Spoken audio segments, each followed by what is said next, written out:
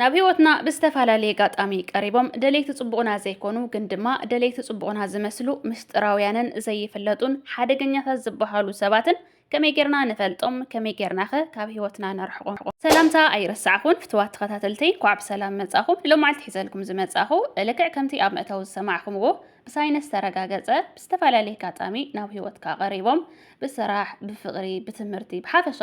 ተላሊኻዮም ፈለጥቲ ውሽጥኻ ፈተውትኻ ጌርካ ዝቐረብካዮም ሰባት ብበዝሒ እንሪኦ ንሰምዖን ብፍላይ ኣብዚ ሕጂ ሰዓት ብዙሕ ሰብ ዝጉዳእ ካብቲ ብማዕዶ ዘሎ ሰብ ካብቲ ርሑቕ ዘሎ ሰብ ንላዕሊ እቲ ኣብ ቀረቡኡ ዘሎ ውሽጡን ምስጢሩን ዝፈልጥ ሰብ ክጉዳእን ክጥቃዕን ኢና ንርኢ እሞ ስለዚ ከምዚ ዓይነት ፈታዊኻ ዝመስል ግን ድማ ፈታዊኻ ዘይኮነ ሓደገኛ ሰብ ከመይ ጌርካ ኢኻ ክትፈልጦ ትኽእል ዝብል ኣንቢበዮ ብሳይንስ ተረጋገፀ ሕፅርን ንፅርን ዝበለ ነጥብታት እየ ሒዘልኩም መፅየ ናብኡ ከብለኩም እየ ላይክ ሼር ሳብስክራይብ ምግባር የተረስዑ ሰናይ ምክትታል ቀዳማይ ቀንዲ ካብ ህይወትካ ክትጥንቀቐሉ ዝግበአካ ሓደገኛ ዝበሃል ሰብ ሓሳድ ዝኾነ ሰብ ቀንዲ መግለፂ ሓሳዳት ሰባት ባህርያቶም ድማ ንኣብነት ንስኻ ክትዕወት ከለኻ ብመልሓሶም ብዓወትካ ከም ዝተሓጎሱ ይገልጹልካ ብልቦም ግን ብዓወትካ ብጣዕሚ ይሓርቁን ይኸኑን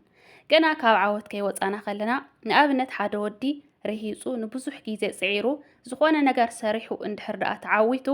እቲ ሰብ ብኻልኦት መሓዙቱ ወይ ብኻልኦት ሰባት እናተደነቐ ከም ዝተዓወተ ብዓወት ካልኦት ሰባት እናተሓጎሱ እናተዛረቡ እንድሕር ደኣ ሰሚዑ ዓወቱ የነኣስ ንኣብነት ጓል እንድሕር ደኣ ኮይና ነፍሳ ሸይጣ ወይ ብትክክል ዘይኮነ ብሕጋዊ ዘይኮነ ነገር ሰሪሓ ከም ዝረኸበቶ ከም ዝተዓወተት ወይ ሰሪቑ ወይ ሓሱ ወይ ተበሊፁ ከም ዝረኸቦ ገይሮም ደቂ ሰባት እቲ ተዓዊቱ ዘሎ ሰብሲ ብሓቀኛ ዘይኮነ ብሓቂ ዘይኮነ ነገር ከም ዝተዓወተ ወይ ብዕድሉ ከም ዝኾነ ብሓፈሻ ብደቂ ሰባት እትረኺብዎ ዘሎ ዓወት ዝጎደለን ዝነኣሰን ዓወት ከም ዝኾነ ክዛረቡን ሰባት ክፈልጡን ይደልዩ ዓወትካ ድማ የነኣእሱ ካልኣይ ብተለምዶ ምስ ሕስድና ንብሎ ባህርያት ተመሳሳሊ ድማ መግለፂኡ እዚ ሓደገኛ ዝበሃል ሰብ ዝኾነ ነገር ረኺብካ እንድሕር ደኣ ነርካ እቲ ዝረኸብካዮ ነገር ክትስእኖ ብልቡ ይምነ ብመልሓሱ እቲ ዝረኸብካዮ ነገር ክባረኸልካ ወይ ክቕፀለልካ ወይ ክበዝሐልካ ይደሊ ነገር ግን ብልቡ ኩሉ ግዜ ዝምነዮን ዘፃልቶ ንሱ እቲ ዝረኺብካዮ ዘለኻ ነገር ክትስእኖ ይምነ ሳልሳይን ሕጂ እውን ነዘን ገልፀን ፀናሕኮ ተመሳሳሊ ዝኾነት ናይ ሓደ ሓደገኛ ዝበሃል ሰብ ባህርያት ተባሂላ ዝተፅሓፈት ኣብ ቅድሚኻን ኣብ ድሕሪኻን ዝተፈላለየ ሰብ እዩ ንኣብነት ኣብ ቅድሚኻ ደላይ ፅቡቕካ ከም ዝኾነ ፈታዊኻ ከም ዝኾነ ትዘለካ ጥንኩር ጎኒ ኩሉ ነገር ይዛረበካ ዋላ ጌጋ እናርአየልካ ዋላ ድኹም ጎኒ እናርአየልካ እዚኣ ድኽምቲ ጎንኻ ኣስተኻኸላ ኢሉ ኣይእርመካን ወይ ጎደልኻ ኣይዛረበካን ብሓፈሻ ብዙሕ ብመልክዕ ክኸውን ይኽእል ብጥንካረ ክኸውን ይኽእል ብዙሕ ነገርካ ከም ዝፈትወልካን ከም ዘድንቐልካን ይዛረበካሙ ንስኻ ግን ተኣምኖ ብድሕሪኻ ግን ብኣንጻሩ እቲ ኩሉ ዝዛረበካ ጽቡቕ ነገር ብድሕሪኻ ናብ ሕማቕ ቀይሩ ደቂ ሰባት ኣብ ክንዲ ብጽቡቕ ከልዕሉኻ ብጣዕሚ ስለ ዝቐንእ ሽምካ ብጽቡቕ ክልዓል ኣይደልን ስለዚ ኩሉ ግዜ ኣብ ክንዲ ብጽቡቕ ሰባት ከልዕሉኻ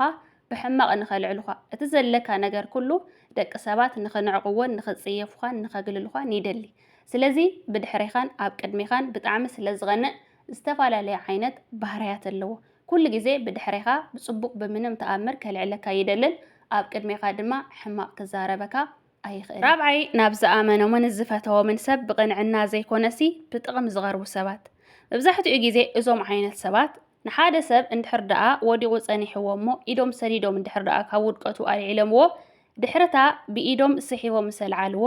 ድሕርታ ካብ ውድቀቱ ምልዓሎም ይጥቀሙ ዶ ኣይጥቀሙን ይሓስቡ እንድሕር ደኣ ንሶም ብኢዱ ስሒቦም ሰልዓልዎ ካብ ውድቀቱ ምሰድሓንዎ ዘይጥቀሙ ኮይኖም ብዛዕባ ውድቀቱ ዘይኮነ ብዛዕባ ጥቕሞም ጥራሕ ስለ ዝሓስቡ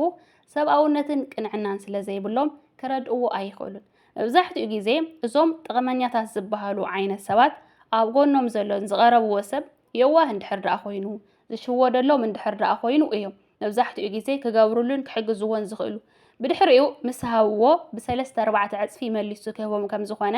እንድሕር ደኣ ዝኣምኑን ዝለመድዎን ኮይኖም እዮም እምበር እንድሕር ደኣ ብምንም ተኣምር ክጥቀሙሉ ዘይኽእሉ ኮይኖም ዋላ ሂወት ተባላሽዩ ዋላ ንሱ ወዲቑ ዋላ ንሱ ኣብ መዓት ፀገም ኮይኑ ንሶም ብቕንዕና ኣብ ዘይጥቀሙሉ ክሕግዝዎ ኣይ ስለዚ ኩሉ ግዜ ጥቕመኛታት ዝበሃሉ ሰባት ናብ ሰብ ክቐርቡ ከለዉ እንድሕር ደኣ ጥቕመኛታት ምዃኖም ፈሊጥዎም እንድሕር ደኣ ክጥቀሙሉ ዘይኽእሉ ኮይኖም ይፀገም ኣይፀገም ኣብ ዝኾነ ዓይነት ኩነታት ይሃሉ ክቐርብዎ ኣይኽእሉን ኩሉ ግዜ እሶም ጥቕመኛታት ዝበሃሉ ሰባት ዝቐርቡ ምስ ሓደ የዋህን ገርህን ዝኾነ ሰብ ምስ ሓደ ብተደጋጋሚ ሓንቲ ሂቦም 3-4 ዕፅፊ ገይሮም ክምልስሉ ዝኽእሉ ሰብ እዮም ዝቐርቡ። ስለዚ ብቕንዕና ዘይኮነ ብሰብኣውነት ዘይኮነሲ ብጥቕሚ ኩሉ ግዜ ናብ ደቂ ሰባት ዝቐርቡ ሰባት። ዓምሻይ ኩሉ ግዜ ንስኻ ብሉፅ ሰብ ከም ዘይኮንካ ከም ዘይትኽእል ከም ዘይትረብሕ ንስኻ ዝሓመቐ ሰብ ከም ዝኾንካ ንኽስምዓካ ዝገብሩ ሰባት። መብዛሕትኡ ግዜ ሰብ ንኣብ ጎኑ ዘሎ ሰብ ዝኾነ ነገር እንድሕር ደኣ ሓሲቡ ከምዚኣ ሓሲበ ከምዚኣ ጀሚረ ኣብ ከምዚኣ ደረጃ ከበፅሕ ደልየ ወይ ድማ ከምዚ ክጅምር ደልየ ኢሉ ክዛረብ ከሎ ንስኻ ኣይትኽእሎን፣ ንዓኻ ዝኸውን ኣይኮነን፣ ንስኻ ኣይትረብሕን፣ ንስኻ ንኣብነት ኣብ ሚድያ ክዛረብ እየ እንድሕር ኢሉ ድምፅኻ ፅቡቕ ኣይኮነን፣ ገፅካ ፅቡቕ ኣይኮነን። ብሓፈሻ ብዝተፈላለየ መልክዑ ንሱ ሞራሉ ዝተሓተ ንሱ ዝነኣሰ ንሱ ዘይረብሕ ሰብ ከም ዝኾነ እቲ ዝነበሮ ሓይሊ እቲ ዝነበሮ ዓርሲ እምነት ከም ዝጎድልን ከም ዝጠፍእን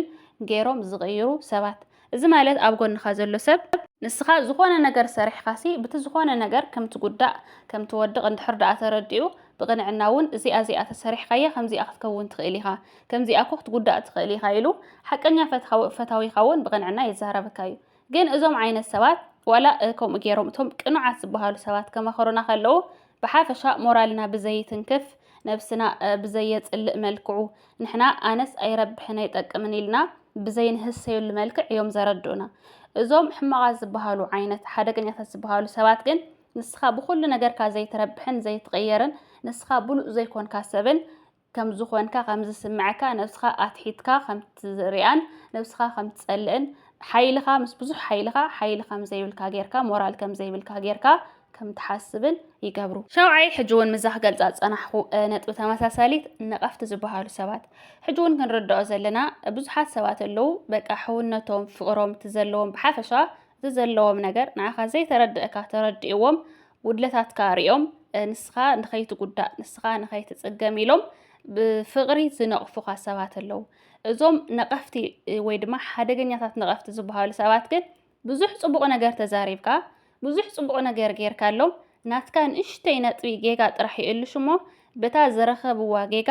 ይነቕፉኻ። ንዓኻ ክነቕፍሉ ዝኽእሉ ጌጋኻ ክርእሉ ዝኽእሉ ጥራሕ እዮም ካብቲ ዝሃብካዮም ካብቲ ዝገበርካሎም ነገር እቲ ዘይገበርካሎም እቲ ዘይሃብካዮም ነገር ጥራሕ ይርእዩ እሞ ክነቕፉኻ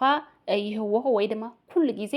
ነቐፍቲ ጥራሕ እዮም። እቲ ዝገበርካዮ ፅቡቕ ነገር ንሱ ረሲዕኻ እቲ ዝነቐፍኻ ጥራሕ ንኽትርእን ንኽትርዳእን ንኽተስተማስልን ይግድዱኻ። ሻምናይ ሓሰውትን ዘይእሙናትን ሰባት ንኣብነት ዘይእሙናት ክንብል ከለና ኣሚንካ ዘካፈልካዮ ምስጢር ኣሕሊፎም ንግዳም ዝህቡ ወይ ድማ ንኻልእ ዝዛረቡልካ ሰባት። ሓደ ሰብ ኣሚኑ ንዘካፈሎም ምስጢሩ ብእምነት ናይ ምዕቃብን ናይ ምሓዝን ክእለትን ልምድን ዘይብሎም ምስጢር ኣማኒኦም ብዘይጋእሰጋእ ኣሕሊፎም ንኻልእ ዝህቡ ወይ ድማ ምስጢሩ ዝድሕድሑ ዓይነት ሰባት። ከምኡ ድማ ሓሰውቲ ክንብል ከለና ተመሳሳሊ ሓቂ ካብ ምዝራብ ንላዕሊ ሓሶት ምዝራብ ዝቐድሞም ኣብ ሕድሕድ ቃላቶም ኣብ ሕድሕድ ተግባራቶም ኣብ ዝዓበየ ኣብ ዝነኣሰ ብሓፈሻ ሓቂ ካብ ምዝራብ ንላዕሊ ሓሶት ዝቐድሞም ሓሰውትን ዘይእሙናትን ሰባት። ታሽዓይ ሰበብ ዘድልየካ ሓገዝ ኣብ ዘድልየካ ሰዓት ኣብ ውድቀትካ ሰዓት ካብ ጎንኻ ህልም ኢሎም ይጠፍኡ ወይ ድማ ፀግዖም ይሕዙ። ንብዙሕ ዓመታት ኣብ ግዜ ዓወትካን ኣብ ግዜ ስሓቕካን ኣብ ጎንኻ ከቢቦም ካልእ ዓይነት ባህርያት ትፈልጠሎም ፀኒሕካ ኣብቲ ሰብ ዘድልየካ ኣብ ዝፀገመካ ኣብ ዝወደቕካዮ ሰዓት ግን ካልእ ዓይነት ባህርያት ትረኽበሎም። ኩሉ ግዜ ክትሕጎስን ክትዕወትን ክትረክብን ከለኻ ጥራሕ ኣብ ጎንኻ ዝኾኑ ሓገዝ ኣብ ዘድልየካ ኣብ ዝፀገመካ ኣብ ዝወደቕካዮ ሰዓት ግን ፀግዖም ዝሕዙ ሓደገኛታት ዓይነት ሰባት። ዓስራይ ኩሉ ዝተጋገይዎ ጌጋታት ናብ ልዕሊኻ የሸክምዎ። ንስኻ ተኸሳሲ ንስኻ ገበነኛ ከም ዝኾንካ ንኸስምዐካ ወይ ድማ ብኻልኦት ሰባት ከምኡ ዓይነት ሽም ንኽህልወካ ይገብሩ። እቲ ጀሚርኩምዎ ዝነበርኩም ፍቕራዊ ርክብ ወይ ድማ ምሕዝነታዊ ርክብ ንሶም ተጋገዮም ክትጨኻጨኹ ከለኹም ዋላ ብናቶም ጌጋ ምዃኑ እናኣመኑ ጌጋኦም ኣሚኖም ሓላፍነት ወሲዶም ጌጋኦም የዕርዩ። እንታይ ደኣ እቲ ንሶም ዝተጋገይዎ ጌጋ ናባኻ ኣሸኪሞም ንሶም ቅኑዓት ንስኻ ግን ዘይቅኑዕ ንሶም ተጋገዮም ዘይፈልጡ ንስኻ ግን ኩሉ ነብስኻ ጌጋ ከም ዝኾንካ ንኽስምዐካን ከምኡ ዓይነት ሽም ንኽህልወካን ይገብሩ። 11 ንሶም ክፈትሕዎ ዘይኽእሉ ፀገማት ንሶም ዘይኣምንሉ ንሶም ከተግብርዎ ዘይኽእሉ ነገራት ብሓፈሻ ንስኻ ክተተግብሮ ንስኻ ፀገማት ክትፈትሕ ሂወትካ ናብ ፀገማት ይእቶ ንስኻ ይፀግምካ ንስኻ ተበደል بحافشة أي قد سومن نسوم زي أمنلو كتجبرو زي دلي نجر نسخاجن كتجبرو يدليو عسرت غلطة قلت الناس يقولوا من تنقلنيات سوات تنقلنيات سوات أبكل تخن مدوا من خل توم حدا حلنا زحق وسلو فتاري زحق وسلون تنقل زلون من هي وتوم زتقم تنقل زلون نعبنت استواسو بتنقل زحرقو حدا أبستف على لي ولفتات عالم زود قصب كافتو ولف نسون هو بتنقل زحجزو بتنقل هي واتساب زعريو هي وتوم ونكم زقنا نوح سوق من غسقومو تنقل زتقمو بحافشة دس زبل تنقل كتبلو بتقل ملكعو تنقل زلوهم سوات اللو حدا جنيا تنقل زلوهم سوات ون اللو اتيوم بتنقل استواسو عارقو اللو اتيوم دما بتنقل فقرات يباسو سب حدار يباسو سب كفلا ليدليو اتيوم يوسب كاستغاخلو وي كعري خلو اتيوم دما يوسب بتنقل يبالاشو سلازي ጎዳ ዝብሃልን ሓደገኛ ዝብሃልን ተንኮል ዘለዎምን ግልጽነት ዘይብሎምን ሰባት እዞም ከምዚ ዓይነት ባህሪያት ዘለዎም ሰባት ኣብ ህይወትና ከም ዘለው እንድሕር ኣረጋጊጽና ኣብ መወዳእታ ኣብ መደምደምታ ዘረኸብክዎ ጽሑፍ ኣነ ማለት ብጣዕሚ ነዊሕ ጽሑፍ የንቢበ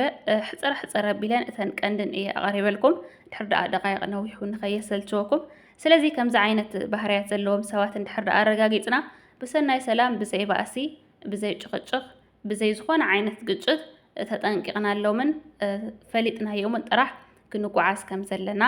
እዩ ዝመክር ስለዚ ካብ ጎንኩም ኣብ ዘለው ሰባት ክንደይ ነጥብ ረኺብኩም ካብ ባህሪያትኩም ከ ነጥብ ረኺብኩም ዶ ማለት ንሕና እውን ደቂ ሰባት ከይተረድአና ንብድል እዚ ጌጋታት ኣብ ህይወትና ክህሉ ይኽእል እዩ እሞ ኣብ ህይወትኩም ከ ረኺብኩም ዶ ኣብ ኮሜንት ጻሓፉለይ ንሎም መዓልቲ ዝነበረትና ጻንሒት እዚ ኣያ ትመስል ኣብ ቀጻሊ ቪድዮ ክስካዕ ንራኸብ ሰሰናይ ንዓኹም ባይ ባይ